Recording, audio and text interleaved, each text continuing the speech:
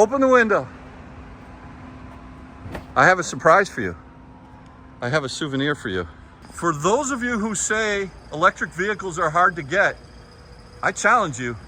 These EQSs, holy smokes. They're just sitting on the lot. Just sitting on the lot. There's no way these are selling like hotcakes. Good morning and welcome to another episode of Out of Spec Dave, where I find myself here on Marco Island. And you know, it's really the only thing that's bad about being down here is my hair. You know, I'm having a bad hair day, but I'm taking Bailey out for a walk, and her morning walk. And it's just beautiful day as usual down here. And today, what we're going to do is we're going to spend a little time with Bailey and with Kathy, my wife, and I'm going to have her show us around there's a brand new Supercharger here in Naples, Florida that we're going to check out. And I want to have her tell us about how things are going with respect to her Model Y, and charging her car.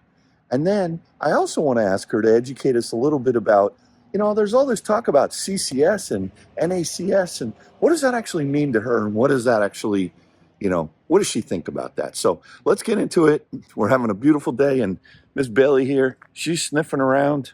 She's figuring life out. And sorry for the bad hair.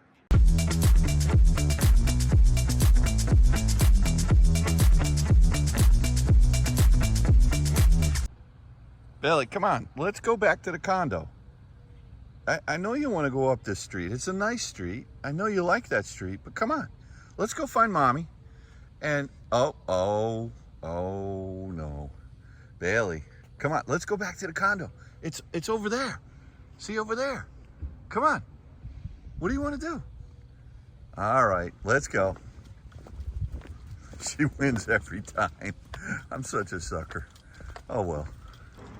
All right, well, I finally got her back to the condo, and yeah, just a gorgeous day. Bailey, how'd you like your walk this morning, huh? Bailey, how was your walk? Are you hot?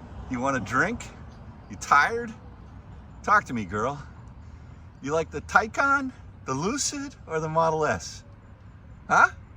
Bailey, Model 3? Are you crazy? All right, so Kathy, welcome to another episode. Thanks. You're welcome. You're welcome. Yeah, so this was a quick trip for me. Just flew in Friday night, and it's Sunday, and not even noon, and we're already heading to the airport. And actually, your Friday night turned into early Saturday morning by Yeah. the time we got back. Yeah, I don't know what it is with the airlines this summer. I don't know if you folks are finding the same thing, but the airlines are just screwed up this summer. Everything. I know that look, safety is the most important thing, but I don't know. It wasn't even. No, you sat on the runway. Yeah, we sat on the runway for 2 hours. Yeah, and they never explained why. No, and then they said a couple of times, 5 minutes we're taking off. 5 minutes we're taking off. We weren't taking off in 5 minutes. So I ended up picking you up at the airport like 1 in the morning. Yeah, but that's okay. You know, my theory about that is that as long as you actually wake up in your own bed the next morning, it's fine. Oh, good. You're all good. So Kathy, I want to talk to you about a couple different things today. Number one, we've got Miss Bailey, who's actually going to be making the trek. She doesn't realize it. Yeah, actually, I think she does know it, but she's going to be coming back to Connecticut with me for couple weeks, and then I'll be back down here in a couple weeks. Well, you're ripping it past this maintenance guy. Well, I'm afraid his sofas are going to fall out of that open. Oh yeah, he's moving guy on Sunday. Yeah, and everything was wobbling. Yeah. Hello? What's up here? I don't know. Let's see what happened here. Accident? I don't know. I'm not sure. Suspicious activity on a Sunday morning. Oh boy. Hey now. They got him with purple gloves, so that was a search. Wow. Okay. Well, he's having a bad day. For sure. Beautiful weather here on Marco. And gorgeous sunset last night. Yeah, gorgeous sunset last night. So the thing is, I know you've been down here for quite a while. How's it going with your Model Y? It is a pleasure. to drive this car. It is easy, it's comfortable. I don't know, it's just, it just feels great. It looks great. I think it was a good choice for me to switch before I came down, just in terms of the charging and how easy that has been. And obviously that's always been my issue, having an electric car. Where do I charge? How do I charge? This doesn't need an app. I just get there, I plug in, and it's awesome. All right, so what I'd like to do is I'd like to talk a little bit about charging. Yeah. For those people that are thinking about buying an electric car, maybe you don't have an electric car. There's all this talk about, well, charging is a pain in the butt and it's really hard to do. But I want to break it down. I actually would like you to break it down, Kathy. From your perspective, if let's say you're a two-car family, you've got two gas cars, and you have maybe you got a Suburban or an SUV that you like to take the family on road trips with, and you don't really plan on changing that. What would you suggest to someone who's thinking about buying an electric car, and how important under that kind of a use case would it be that they buy something that supports the Tesla network? I'd like to hear your thoughts on that. Well, I've really lived that, haven't I? Right? I've always driven gas cars, and because of you and Kyle, obviously, I've been able to tiptoe very gently into what it's like driving an electric car. But I've had several people ask me, how do I like driving an electric car? What would I recommend? What would I suggest? And honestly, it's evolved over the last few years, in that because we've done Tesla and we've done many, many other cars on the CCS network. And I've learned that if you put a charging station in your garage and you're just using your car to commute to work, it is so easy, right? I had the Genesis and I just plug in every night. And when you wake up in the morning, just like your cell phones every day, you got a full battery. You never in your car, in your garage. You end up not going to the gas station, right? Which makes a lot of sense. So just to summarize, there's a lot of people you've talked to, Kathy, that think, oh, electric cars are terrible for charging, but yet when you start asking them how they're going to use it, what do you tell them?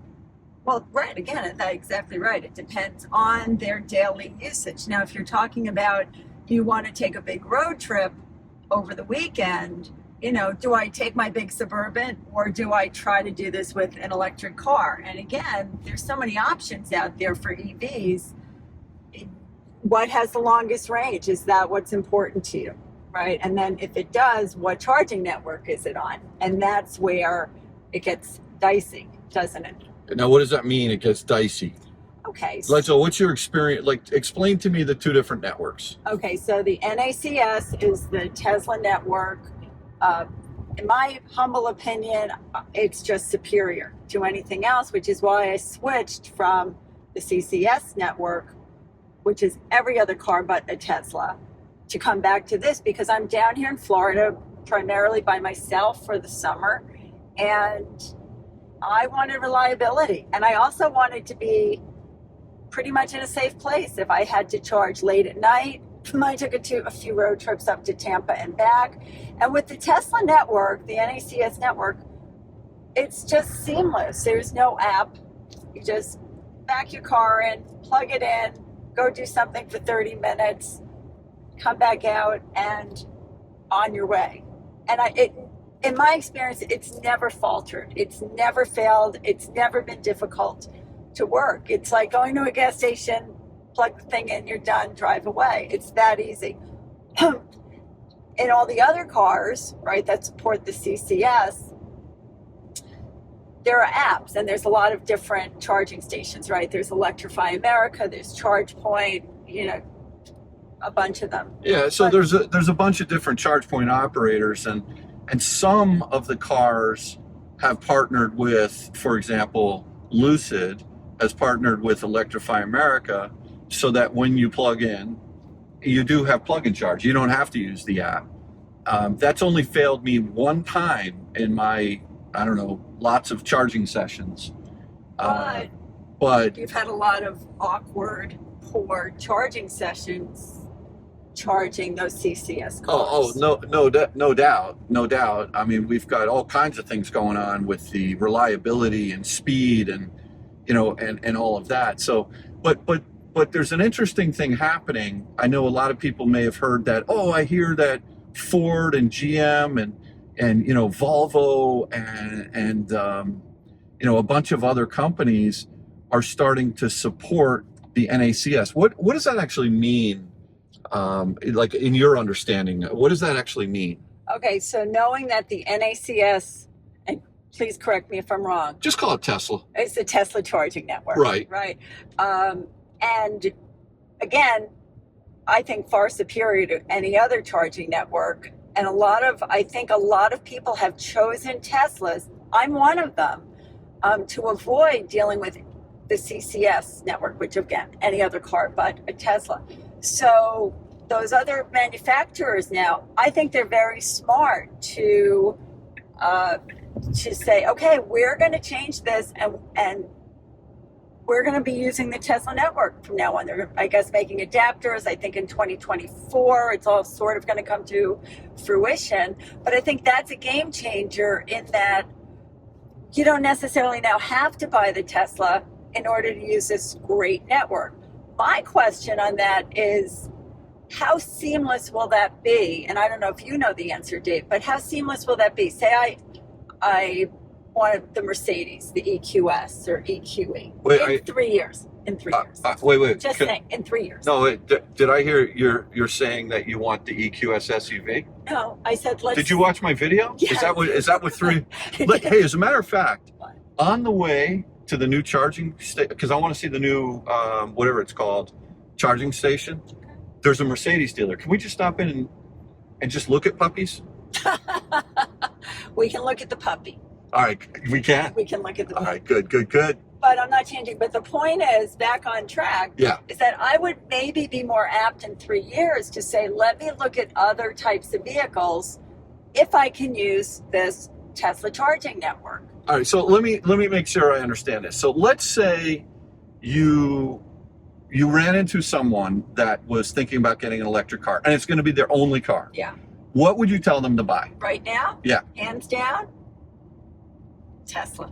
Okay. So but even if they say they never take a road trip, you would say still Tesla, only because what happens if they do? What happens if the power goes out in their house and they can't charge it, right? They can. Oh, that's a good point. Yeah, that's a good point. It's just, and I think everybody at some point hops in the car for a weekend and goes somewhere. Okay, so if you're a one-car family or you don't really want any hassles, you're telling people buy a Tesla. Well, because I say that from a lot of experience. You're gonna go left up here. I say that from lots of experience, having different cars on both networks. Wow, feel that acceleration boost. I didn't even give you the full beans. No, don't. I just tested it all out. So. Oh, you did? Yeah.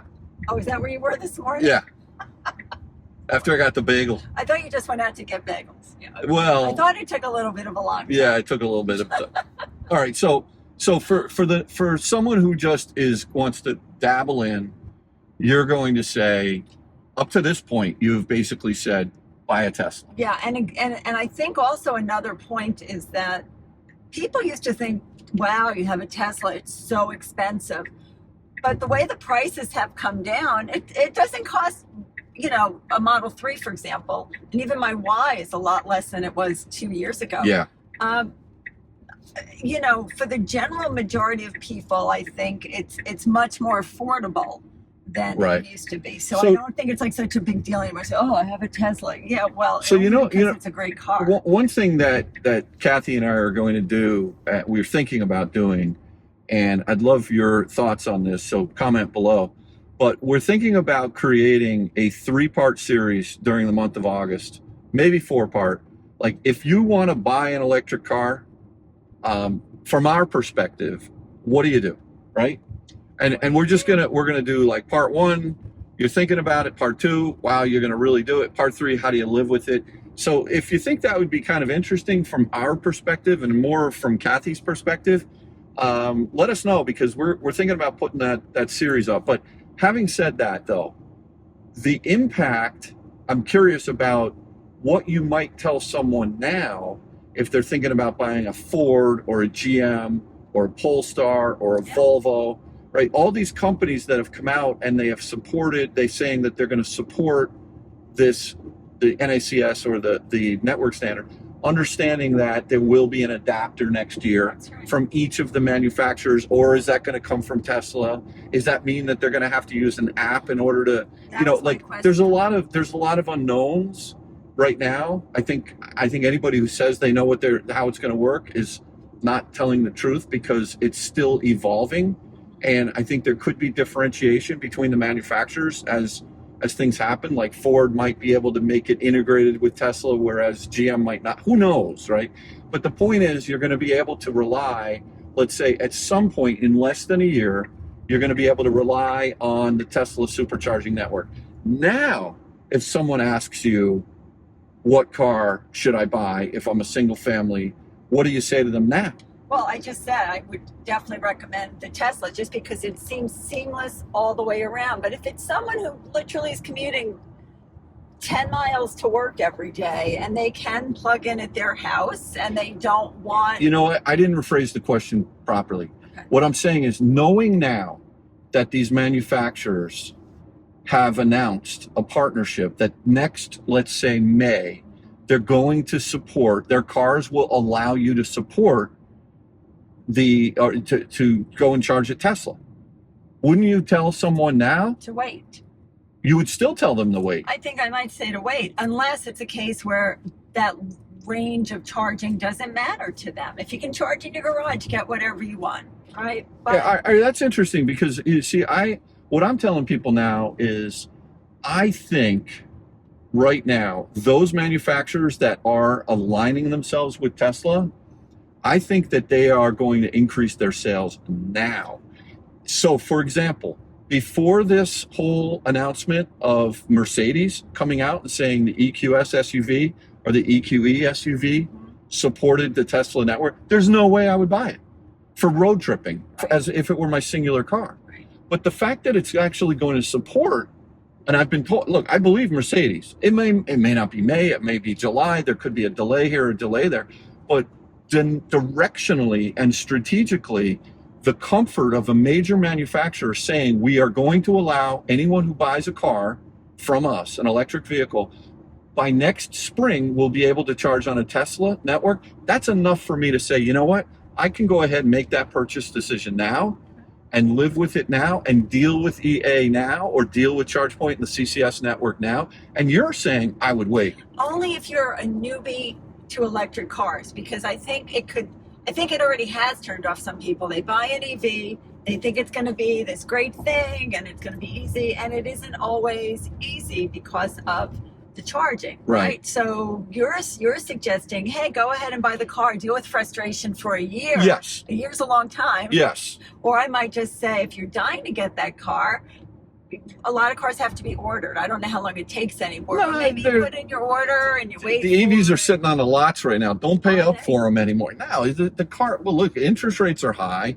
I mean, unless you're a cash buyer, and there aren't a lot of those. I mean, a lot of people do pay cash for cars, but a lot of people, overall sales are affected by interest rates, and there's a lot of indecision in the marketplace. But no, I think that's, look, you've always been more conservative than me, without a doubt. And I think that, one thing you definitely taught Kyle is never assume something is going to be there on the come, right?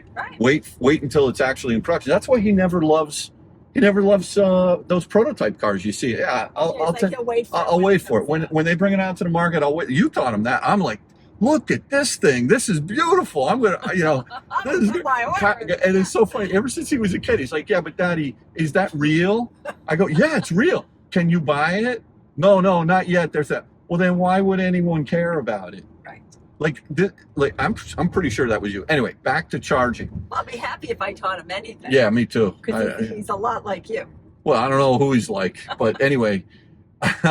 So we're in this interesting sort of phase of a lot of crazy indecision about what's going on with charging. But look, Tesla's just a no-brainer. Easy right? peasy. But when you see, we're going to stop off at this Mercedes dealer. When you see this EQS SUV, I'm not saying you're going to like it. Is it up on this road? Should I still be going this way? Yeah, here, plug in. Let's do this. We'll plug in MERCE. Okay, there it is. There it is. Oh, It's three miles away. When you see this vehicle, and you can't just see it. I mean, you gotta. I haven't actually seen the EQE SUV yet. Right. I want to check that out. But I will tell you that knowing that it will support Tesla, that's got me like intrigued. Well, don't get too intrigued. No, I'm not saying for you. Okay. You're keeping your Model Y for at least 3 years. That's right. 2 years, 10 months. But who's counting? Me. Is it 2 years, 10 months, and 2 weeks is really what it is. But anyway, there also has been a development. I don't know if you watched this in the news, but there's a consortium of manufacturers of vehicles that are now coming out to create their own network. That's in the last week. Did hear that. I don't know which. I have to research this a little bit more, but look, it's going to be really interesting to see what happens with Tesla charging, stations and networks, and also how crowded they become. Well, that's right. That is a big concern for a lot of Tesla owners, right? We bought this car. Wow, we have access to this great network. Okay, how crowded is it going to be? Yeah, but how many more are they going to build? I'm bringing you up to the brand new one I found last week. Yeah. 16 new Superchargers. They're putting them in all over the place. And what's interesting is when they put them in, they're not just putting in 4. Like my whole trip back from Colorado on Route 80. In the Lucid was like almost every stop, there were 4 EA stations. Only 4. Okay. 2 of them were... Not this one. It's up. The next line. 2 of them were 150s. 2 of them were 350s. I think I maybe saw 1 6 station. And then when Tesla puts them in, and out of those, again, how many were working? Was it always 4 out of 4? I would doubt it. No, it wasn't. And working is like, define working. Can you get juice out of it, or can you get fast juice out of it? Can you get where they derate it? Like, and every single time you pull into one, it's like you've got all this anxiety. But the thing is, when Tesla comes in, they're putting in 12, 16, 24 units in one shot. And they're putting them up like at a pace and a rate that's so fast that while there will be, situations where you may have to wait. But the thing is, especially when you got, let's say, 16 cars at a station, some guys are coming and they're just arriving. Others have been there for 30 minutes and are pulling. So the changeover, the throughput at these stations are super high and reliable as well. So so I think that it's kind of an interesting state of affairs, and I'm starting to like what it's going to get more fun knowing that right now, for example, if I'm looking to buy a car and I'm just one guy and I want to rely on it, I'm only buying a Tesla. Period. That's it. That would be the easiest, most seamless way to tip your toe into an EV.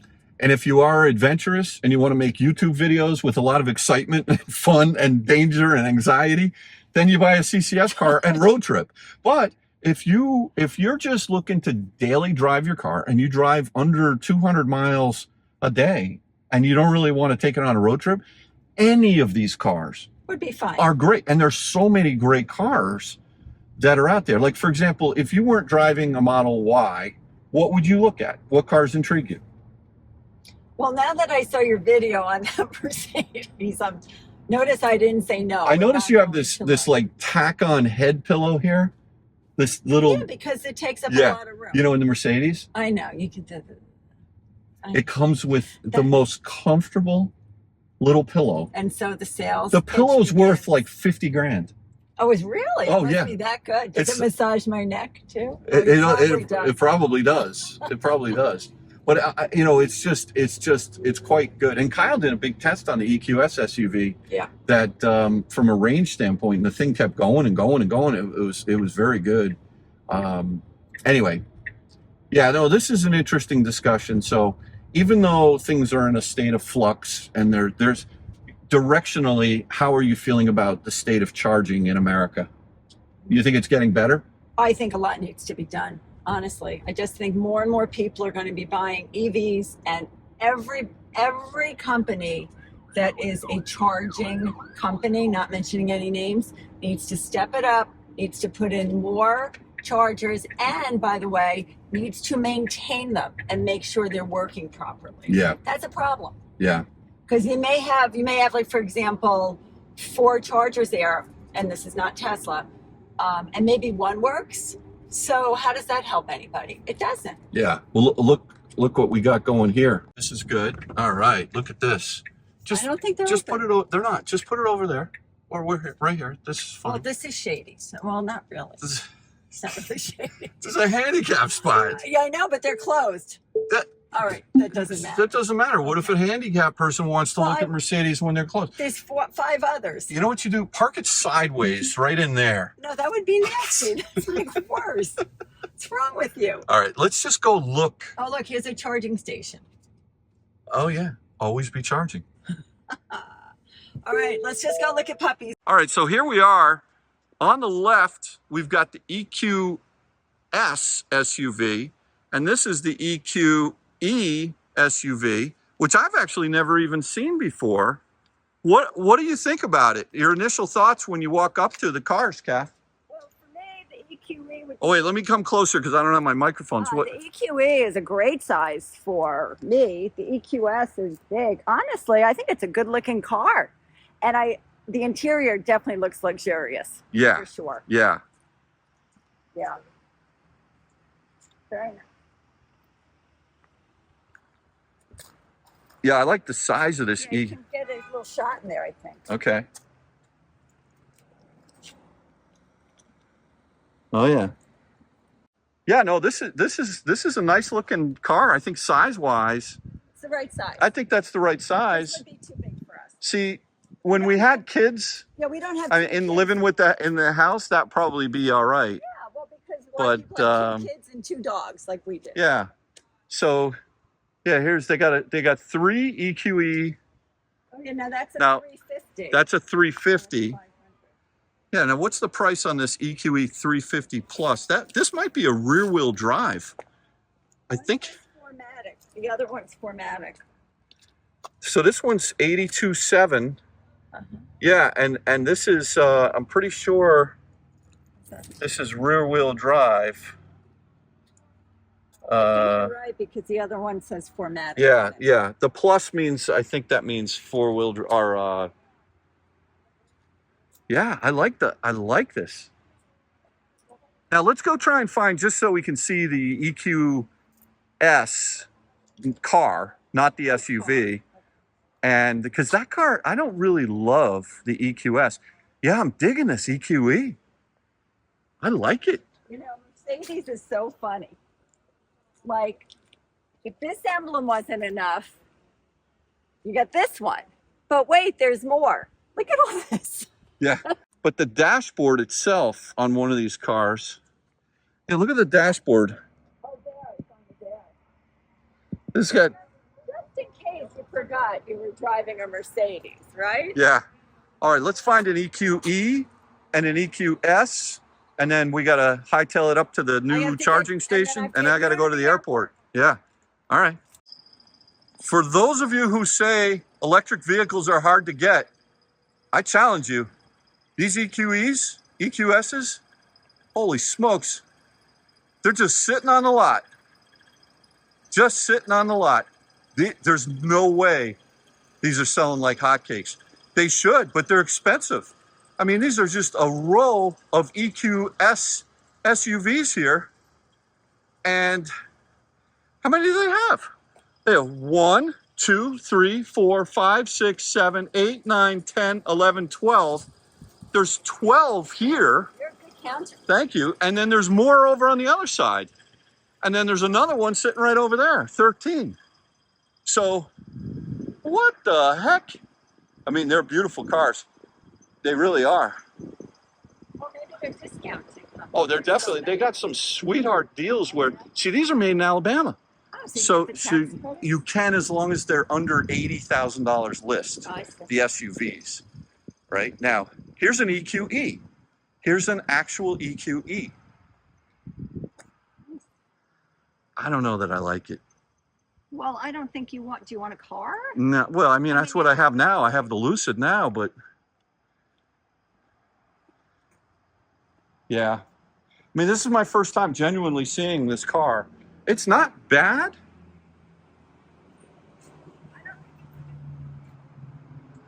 It doesn't really do it for me. If I were going to get one, I would probably get the EQE SUV. I think that's if I were going to get one. And if you were going to get one, In 3 years? yeah, I whatever. would consider the EQE SUV. You would. I think it's a good looking All right. car. Well, we got to keep looking. I mean, Gravity's coming out. That's going to be expensive. Yeah. But anyway, hey, thanks for asking me to come look at these cars, Kath. I begged you. It was such a hardship, right? You fought me on it. I know. Wow, look at that Tesla parked in front of the Mercedes dealership here. They must be lost. They must be lost.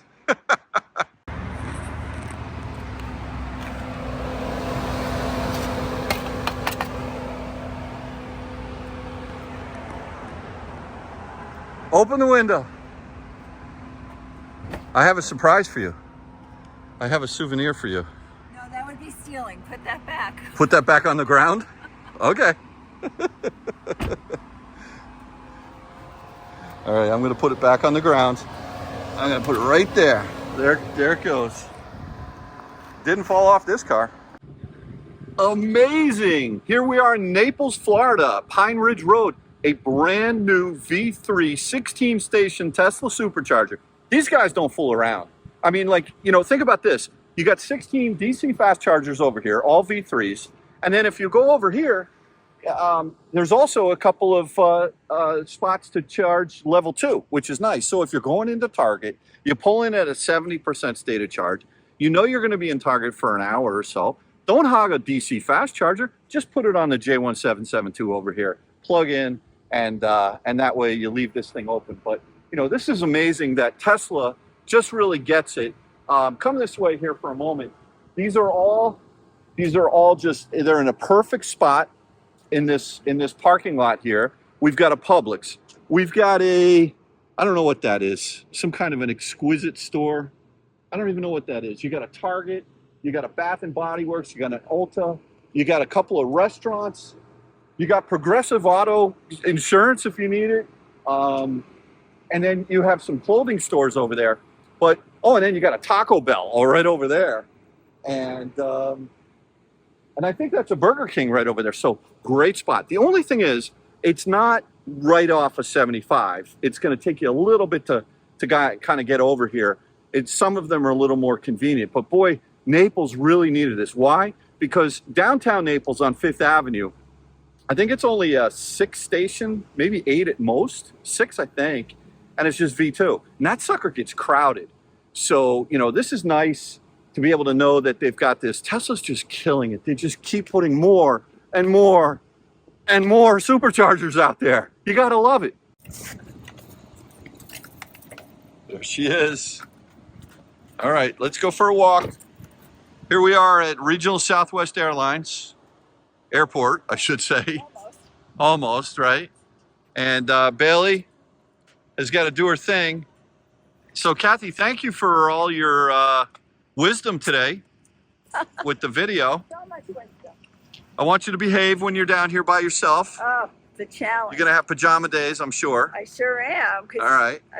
You don't have to get up in the morning and let her out anymore. Yeah, so Bailey, you're now my responsibility, girl.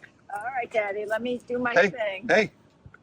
All right. Well, listen, everyone. Thanks again for watching another episode of Out of Spec Dave. Look at the skies here. Beautiful. The flight is on time. Unheard of. Shocking, actually. Yeah. All right. Well, listen, I will see you soon. Thank you for visiting. You're welcome. And we'll catch you on the next one. Kath, I'll be in touch. I'll give you a call once in a while. All right. I know you will. All right. See you guys.